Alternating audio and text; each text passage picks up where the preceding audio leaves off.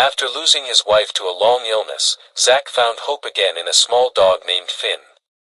But when Finn is kidnapped and held for ransom, Zack is forced to confront his deepest fears, and risk everything for the only family he has left.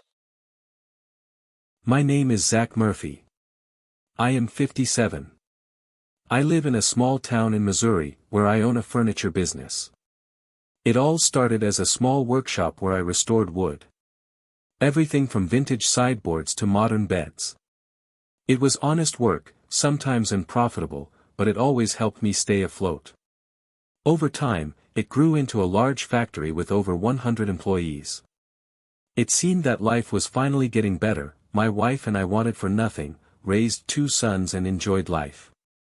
Until she died and my wonderful world collapsed. I know you think that this is a meaningless beginning. But I must devote you to the details of my personal life, so that you will understand my feelings later. My wife's name was Lily. We met in college. She studied literature, I was just starting to do wood. She always said that my world smells of shavings, varnish and patience. We lived together for almost 30 years until cancer took her. Slowly, painfully. For years we fought. I drove her to treatments, held her hand in her sleep, shaved her head when her hair started falling out. She was bedridden for the last 6 months. I looked after her at home, not trusting hospitals. The children came to visit, they both live in Canada with their families. When Lily died, the world became quieter. Not in the sense of sounds, just quieter inside. I continued to work. From morning until late at night. Work saved me. But the house was empty. Occasionally, the children came and brought meaning to my life. But most of the time, I was completely alone. A couple of months later, I got a dog. A little West Highland white terrier named Finn. He was a snow-white fluffy ball with beady eyes and an eternal expression of cheeky optimism. Lily always dreamed of having a dog like this, but because of the treatment we were hesitant. When I got Finn, it was like the light came back into my life. Not a big one, dim, but real. We became inseparable. Almost 2 years passed. Life went on as usual, clients, orders, furniture shows. And evenings with Finn, he always met me at the door, jumped, barked, brought a toy. I even began to feel like I was alive again, and not just existing. And then he was stolen. It happened on Friday. I came home later than usual. I had to hold a detailed meeting on the results of the week. Finn usually goes to the office with me, but not on Fridays. Friday is an important day, there are always a lot of meetings. He knows that on Friday he remains in charge of the household. Keeps order in the house. So, back to that evening. The gate to the yard was wide open. I knew right away that something was wrong. Finn wasn't running out, wasn't barking.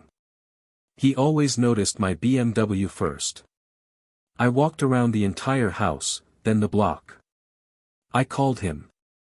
Nothing. 2 hours later, I got a text message on my phone. No number. Just a text. Want your dog back. $100,000 cash. Tomorrow. Don't call the cops. Coordinates later. And a photo. Finn. Tied to some pole, his eyes scared. What kind of movie is this? I thought. A lump formed in my throat. Not anger, fear. Burning, real fear. I had lost my wife. I couldn't lose him, too. I didn't call the police. I knew it was crazy.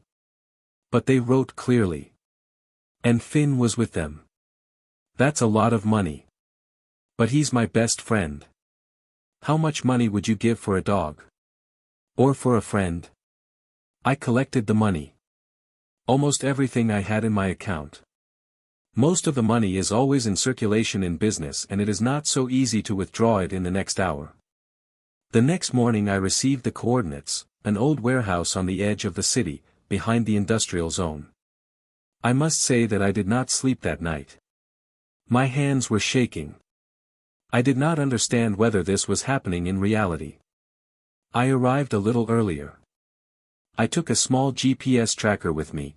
I have it from the time when I built such things into secret drawers of furniture. I hid it in a wad of money. And turned on the recording on my phone. When I entered the hangar, my heart was pounding wildly. There was a man in a black jacket with a hood. Finn was nearby, on a short leash. He recognized me. He jerked towards me.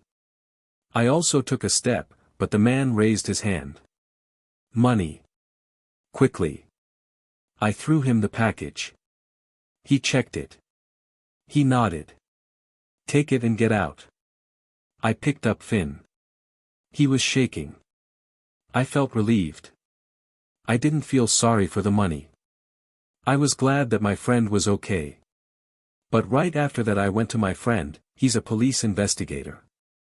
I told him the situation, described everything I saw. We drew up a profile. This man has been wanted for 2 weeks now. I don't let Finn out of my sight. Even on the territory of my own home. I'm wildly afraid. I know I won't get the money back.